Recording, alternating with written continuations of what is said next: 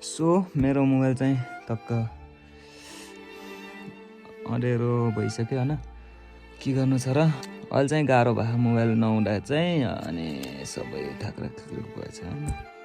अनि यही नै हो मोबाइलको हालत चाहिँ, यस्तै भयो। अब बनाउनु पर्ने, बनाउनलाई पनि अब खर्च लाग्यो। अनि कसो हुन्छ भन्दाखेरि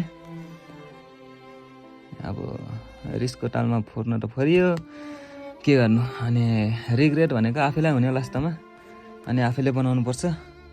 पैसा चाहिँ आफ्नै खर्च हो जसरी पनि, त्यही भएर घाटा भनेको आफ्नै है छ। त्यही भएर यस्तो चाहिँ गर्नु भएन कसैले नि।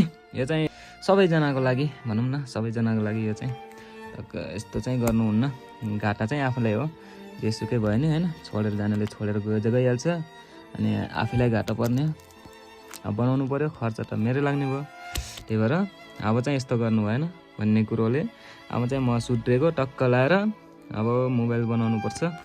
अनि यसको चाहिँ ओरिजिनल चाहिँ कति 12,000 पर्ने छ डिस्प्लेलाई चाहिँ, अनि अर्कोलाई चाहिँ 7,500। त्यही अब 7,500 खालि हालिदिनु पर्ला जस्तो छ। अब 12,000 को किन बनाउनु, एकछिनलाई भयो नि काम चलाऊँ। अनि ब्लग पनि आउन गाह्रो भयो नि त। अनि साथीको मोबाइलदेखि चाहिँ टक्क गराइदिएको भिडियो चाहिँ यही छ। हालत गाह्रो छ है, गाह्रो छ।